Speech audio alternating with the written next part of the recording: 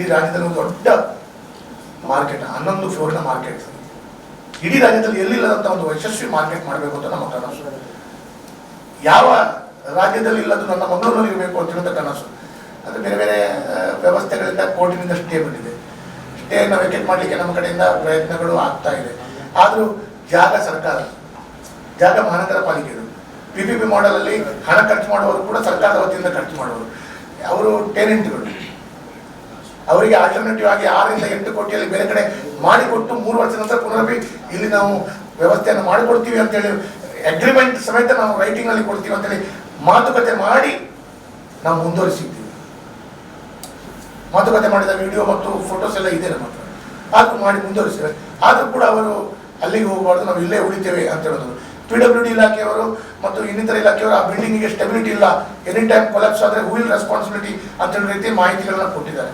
ಹೀಗೆ ಸ್ಟೇ ಬಂದು ಅದಕ್ಕೆ ಅಡೆತಡೆಗಳಾಗಿದೆ. ಮತ್ತು ಮಲ್ಟಿ ಲೆವೆಲ್ ಕಾರ್ ಪಾರ್ಕಿಂಗ್, ಇದಕ್ಕೆ ಕೂಡ ಈಗಾಗಲೇ ಟೆಂಡರ್ ಪ್ರಕ್ರಿಯೆ ಮುಗಿದು ಪಾರ್ಟಿಸಿಪೇಟ್ ಆಗಿದ್ದಾರೆ.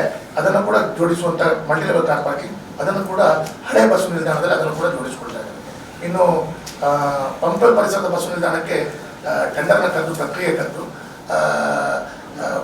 ಹಲವು ವ್ಯಕ್ತಿಗಳು ಭಾಗವಹಿಸ್ತೀವಿ ಅಂತ ನಿರೀಕ್ಷೆಯಲ್ಲಿ, ಅದು ಕೂಡ PPP ಮಾಡೆಲ್ನೊಂದಿಗೆ ಸರ್ಕಾರದ ವ್ಯವಸ್ಥೆಗಳು.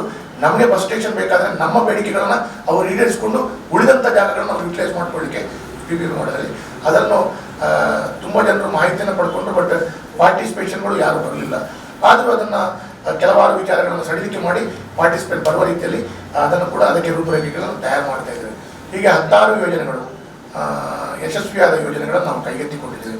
ಅದರ ಒಟ್ಟಿಗೆ ABD ಲೋನ್ ಕಾಂಪೋನೆಂಟ್ ಮುಖಾಂತರ ಸರಿಸುಮಾರು ಒಂದು 400 ಕೋಟಿಯಲ್ಲಿ ಲೋನ್ ಕಾಂಪೋನೆಂಟ್ ಮುಖಾಂತರ ಡ್ರೈನೇಜ್ ವರ್ಕ್ ಮತ್ತು ಇನ್ನಿತರ ವ್ಯವಸ್ಥೆಗಳನ್ನು ಜೋಡಿಸಿಕೊಳ್ಳುವಂಥ ದೃಷ್ಟಿಯಲ್ಲಿ, ಉದಾಹರಣೆಗೆ ಜಪ್ಪು 1 ವಾರ್ಡಿಗೆ,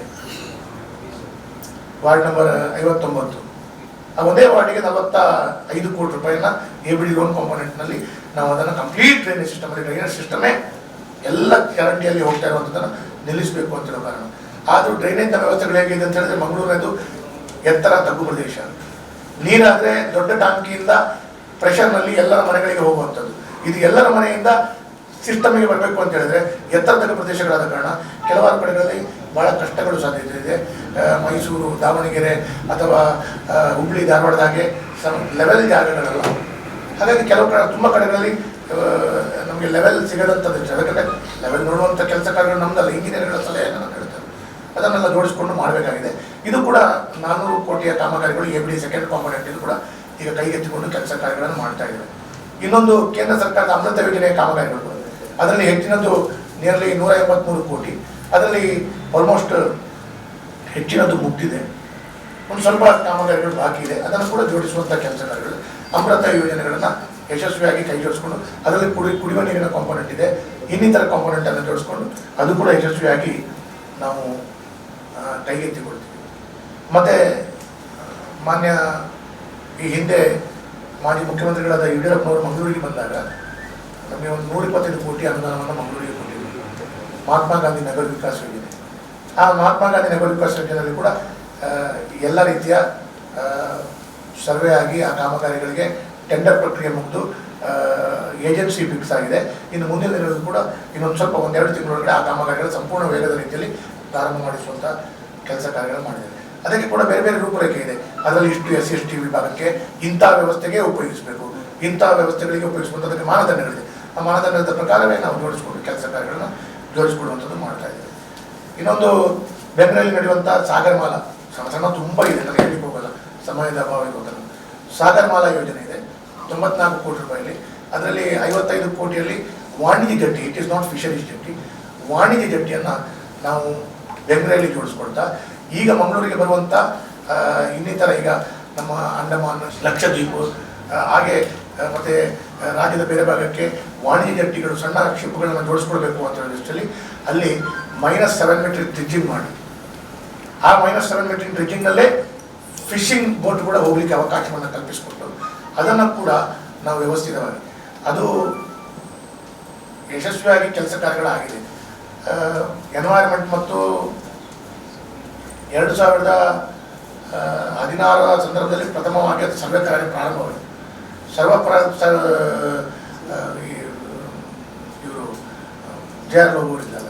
ಸರ್ವೆ ಕಾರ್ಯ ಪ್ರಾರಂಭ ಆದ ನಂತರ ಆ ಜಾಗವನ್ನು ಗುರುತಿಸಿ ಅಲ್ಲಿಯ ಸಮ್ಮುಖದೊಟ್ಟಿಗೆ JR ಲೋಗೋರು ಕೂತು ಮೀಟಿಂಗ್ ಮಾಡಿದ್ದು ಎಲ್ಲ ದಾಖಲೆಗಳು ಎಲ್ಲವೂ ನನ್ನ ಹತ್ರ ಇದೆ. ಆದರೆ ಅದರ ನಂತರ ಅದಕ್ಕೆ ಎನ್ವೈರ್ಮೆಂಟ್ ಪರ್ಮಿಷನ್ ಸಿಕ್ಕಲಿಲ್ಲ, CRZ ಪರ್ಮಿಷನ್ ಸಿಕ್ಕಿರಲಿಲ್ಲ ಮತ್ತು ಅನುದಾನಗಳು ಬಂದಿರಲಿಲ್ಲ.